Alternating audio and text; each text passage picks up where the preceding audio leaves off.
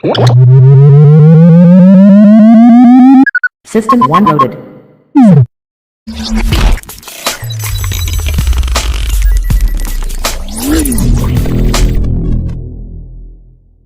Assalamualaikum warahmatullahi wabarakatuh. Nama saya Taufik Solehudin, NIM 2211181089, jurusan Teknik Elektro dari kelas C.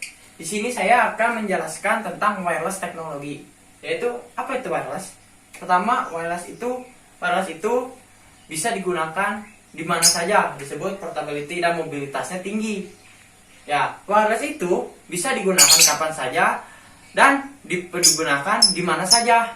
Itu disebut objektif, yaitu anything, anytime, dan anywhere. Ya, di sini wireless terus mobility, berarti ukuran yang terukur ada size, weight, power, functionality, dan content. Nah, di sini wireless juga ada infrastruktur wirelessnya, disebut infrastruktur liquid.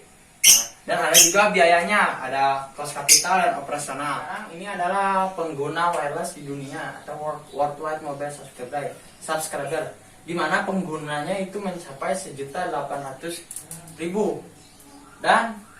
dan negara terbanyak yang menggunakan wireless adalah negara Jepang. Ya, sekarang kita masuk ke electromagnetic spectrum atau spektrum komunikasi, di mana jarak komunikasi itu ada VLF, very low frequency, LF, low frequency, sampai EHF, extra high frequency, di mana setiap frekuensinya itu mempunyai jarak-jarak tersendiri. Semakin tinggi frekuensi, maka semakin kecil jarak komunikasi. Ya, sekarang kita masuk ke wireless telephony atau struktur jaringan telepon. Yang pertama ada forward link dan reverse link, atau kita bisa sebut uplink dan downlink. Apa itu uplink? Uplink adalah proses penyampaian komunikasi dari subscriber atau user ke mobile base station, atau kita sebut tower. Lalu kalau downlink adalah proses penyampaian komunikasi dari mobile base station atau tower ke user atau subscriber. Di sini adalah struktur jaringan telekomunikasi. Yang pertama ada mobile operator, ada dua jalur, bisa masuk ke mobile control equipment, lalu ke mobile station. Lalu bisa melewati network interface equipment, lalu ke PSTN, public switch telephone network. Ya, dalam komunikasi seluler itu menggunakan prinsip sel, atau kita bisa sebut sel cluster.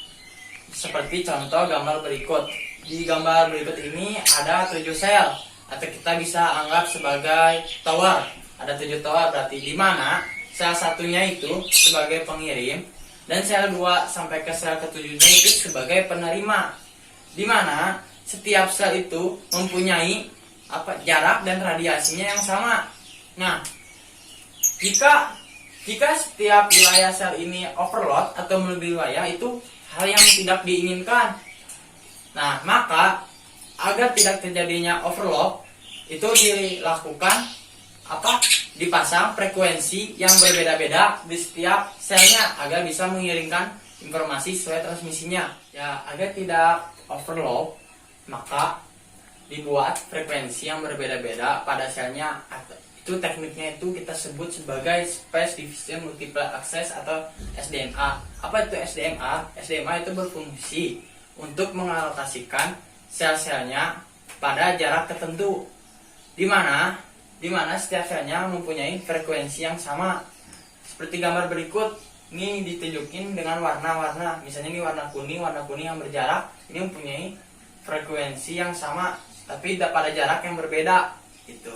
Ya, jadi pada komunikasi seluler, pada proses transmisinya itu menggunakan metode cell handover, di mana contohnya ini seperti gambar. Di sini ada telepon dan sel A, atau kita bisa sebut tower A. Nah, pada telepon ini berada di wilayah A, berarti si telepon ini berada di tower A menggunakan tower A. Nah, suatu waktu si telepon ini bergerak ke wilayah B, di mana bisa disebut kita itu sebut handover, di mana si telepon tidak menggunakan tower A tapi menggunakan tower B karena berada di wilayah B. Ya, ukuran sel itu bermacam-macam, di mana UKLAS itu bermacam-macam, itu ada makro LED dan mikro LED, di mana penggunaannya itu bagaimana objeknya. Nah, pada makro LED itu penggunaannya usernya itu bergerak cepat seperti mobil. Sedangkan pada mikro LED itu penggunanya atau usernya itu bergerak dengan slow atau santai seperti pejalan kaki. Seperti gambar berikut. Ada beberapa teknik dalam multiple access. Ada tiga, ada FDMA, frekuensi division multiplexing, ada TDMA, time division multiplexing, nah ada CDMA, kode division multiplexing. Sekarang kita masuk ke FDMA. FDMA adalah multiplexing yang mendefinisikan channel-channelnya berdasarkan frekuensinya, di mana channel-channel tersebut mempunyai frekuensi tertentu dan berbeda-beda. Jadi cara kerjanya adalah mengirimkan informasi dalam satu saluran dan jalur frekuensi dan dibagi jalur frekuensinya. Nah, sekarang kita masuk ke TDMA atau time division multiplexing. Jadi cara kerja TDMA adalah seperti gambar berikut, di mana dikirimkan dalam satu saluran dalam waktu yang berbeda tapi dengan satu saluran yang sama. Seperti gambar berikut. Jadi di sini dikirimkannya tuh harus bertahap ke K1 dulu, lalu ke K2 sampai ke K4, lalu balik lagi ke K1. Ya, sekarang kita masuk ke kombinasi TDMA dan FDMA. Kombinasi TDMA dan FDMA cara kerjanya adalah untuk mengalokasikan dengan beberapa frekuensi dan juga dalam beberapa waktu. Contohnya nih, seperti gambar berikut, di mana di sini adalah K1 mempunyai warna yang berbeda-beda di setiap waktunya. Gitu. Dan sekarang kita masuk ke CDMA atau kode division multiplexing. Cara kerjanya adalah seperti gambar berikut. Jadi dengan mengkodekan setiap salurannya dengan saluran yang ada pada saluran transmisinya dan hanya bisa digunakan pada komunikasi digital. Sekarang kita masuk ke seluler generation atau generasi seluler. Yang pertama itu bisa disebut 1G, itu masih analog dan nama teknologinya itu AMPS. Dan yang kedua atau kita bisa sebut 2G, itu digital dan nama teknologinya adalah GSM atau Palm dengan kecepatan 10 kbps. Yang ketiga adalah 2.5G, itu digital juga dan dengan teknologinya itu GPRS atau 8G dengan kecepatan 40 sampai 400 kbps. Dan ada 3G dan juga ada 4G yang kecepatannya sampai 100 Mbps. Jadi semakin tinggi generasinya maka akan semakin berkembang. Nah, sekarang GSM arsitektur. Yang pertama itu dari telepon. Dari telepon itu terhubung ke BTS seperti gambar berikut ya. Terhubung ke BTS. BTS itu menghubungkan ke BSC.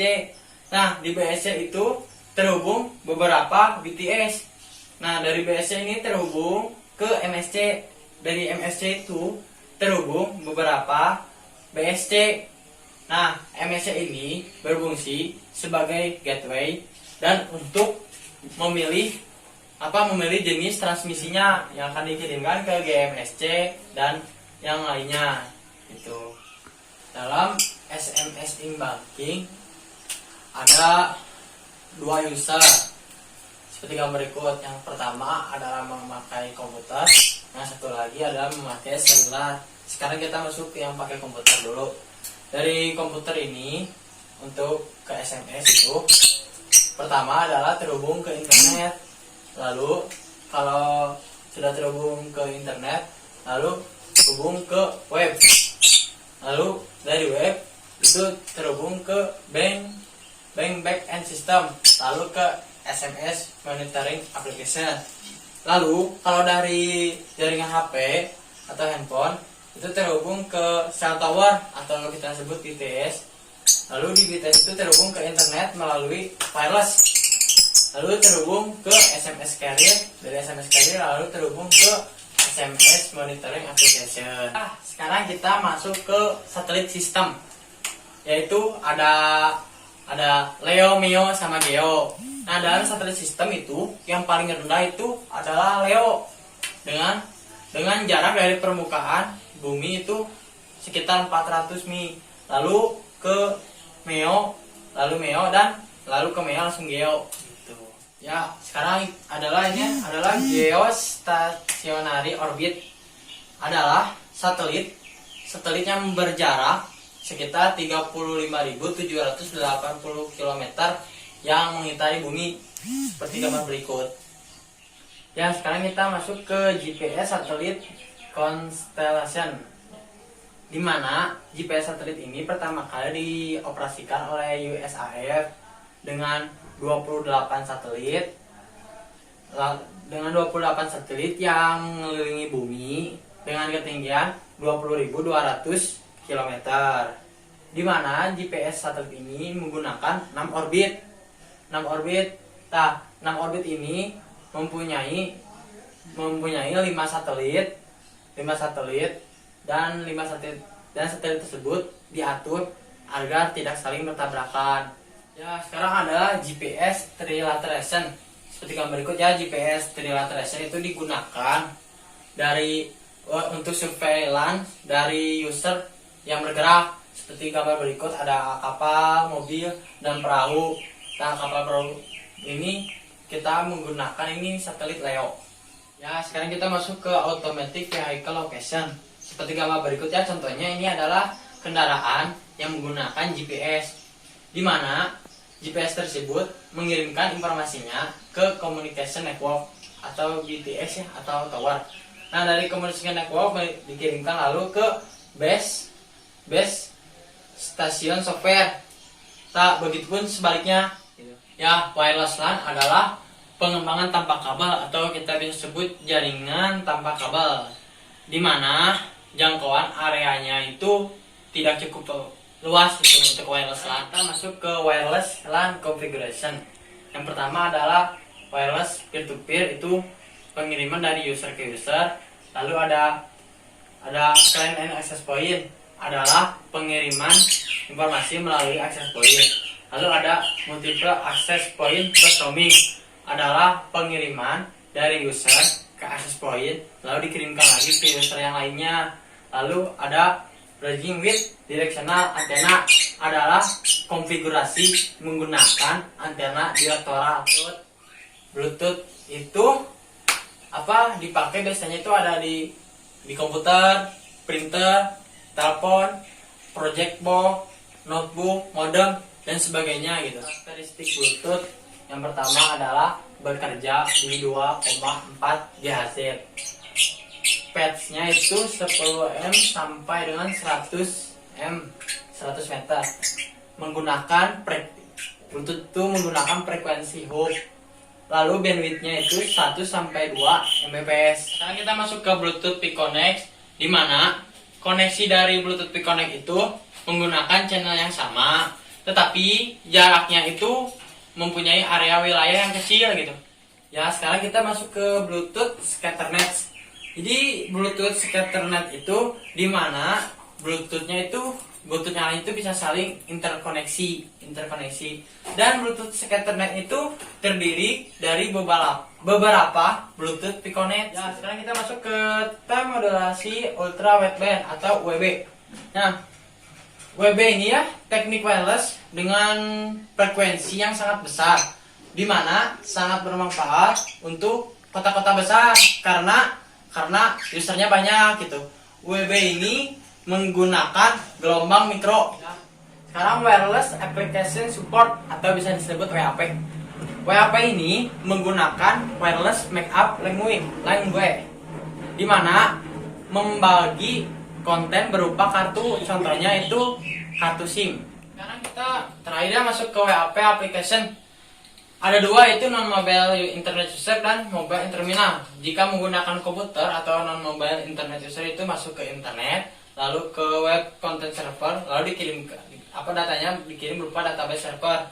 Kalau menggunakan mobile terminal atau handphone itu pertama ke gateway dulu, ke tower dulu. langsung ke mobile network, dari mobile network dikirim ke gateway, lalu dari gateway ke internet, dari internet lalu ke web content server, lalu dikirimkan ke database server.